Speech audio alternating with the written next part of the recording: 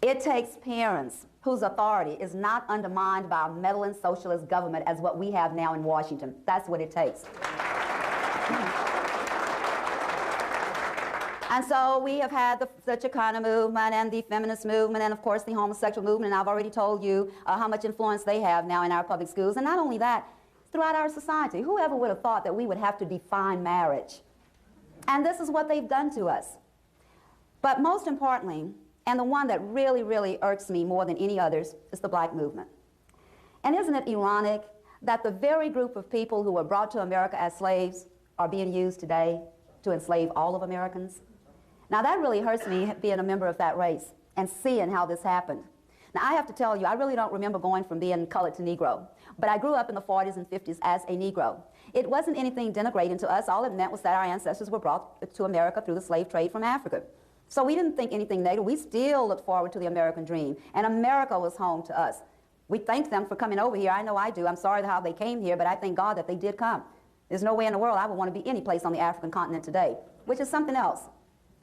Here you have our young children being told that they're African Americans, and you ask them what country they're from, and they don't even know Africa is a continent and not a country. And that's the kind of lies that's going on in our government schools today, and it's being promoted by these political groups. Because all of these groups I mentioned to you all work together. They support each other. If they're having a rally, they all come. Or if they're standing together on an issue, whatever the issue may be, affirmative action, illegal immigration, it doesn't matter. They all coalesce as one. Now, when I talk about black leaders, which is what I'm going to discuss, because I want you to know why you have multiculturalism and diversity in our schools today, and why you have corporations that's demanding that their workers learn about diversity, which is so ridiculous. I've been on this earth more than half a century, and as long as I've been in America, it's always been diverse. So I've been wondering, what do they mean by that? But what they mean is that they want to divide us. They want to divide America and keep Americans hating each other. And they're teaching our children hatred and disdain for America by teaching them every other culture but their own. There's only one culture that should be taught in American schools, and that's American culture. At any rate, growing up as a Negro, you know, we really didn't have the kind of hatred that I see today.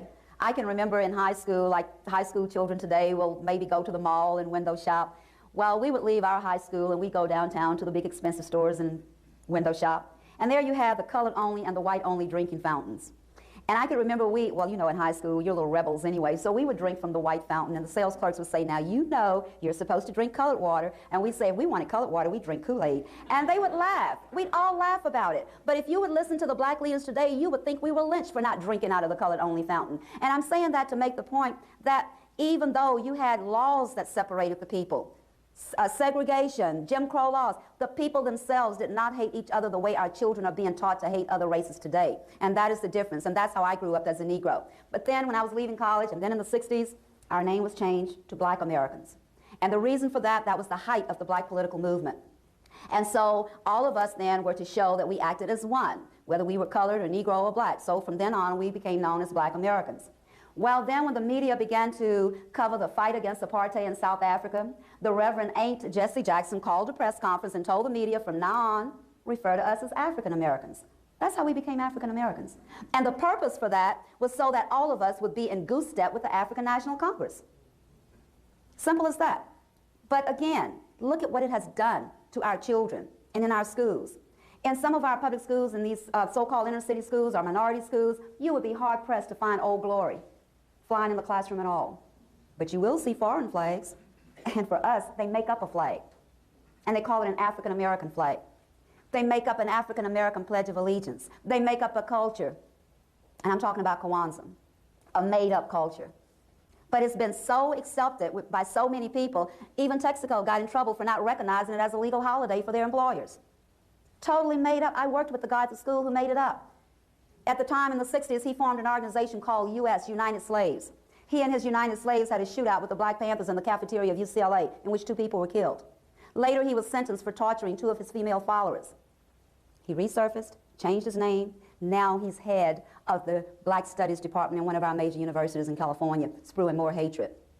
And you know, when we talk about these Black history classes and African American studies, that's nothing more than, again, promoting hatred. And there's not very much truth, if any at all, in some of the studies that they give these young people.